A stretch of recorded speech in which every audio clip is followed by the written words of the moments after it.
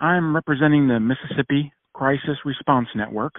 We're doing, emotional and spiritual care for first receivers and first responders in Wilmington. Hurricane Florence came ashore here. We're seeing a lot of survivor's guilt. People that were just fine, and they were the only one on their block that was just fine.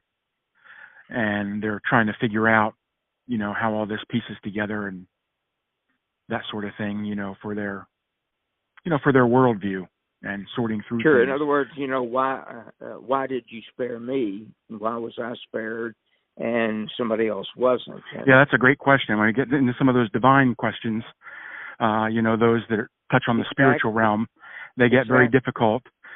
I usually will just be honest and say, I wish I had an answer. I wish I had an answer, and allow them to kind of continue to share. A lot of times they're rhetorically asking the question when they're in the middle of the crisis. Sure. They're not looking for answers about the theodicy and free will and, all of those things. But, just being honest with them and that sort of thing has been very helpful. Some of it is loss. There are a couple of people that, many people that lost their homes. Some of it's frustration with the bureaucracy in terms of following up. Some of it's frustration with insurance companies.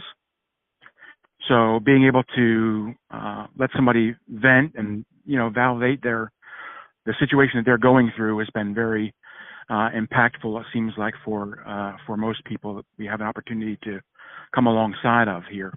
Well, I am certainly glad that you all are there.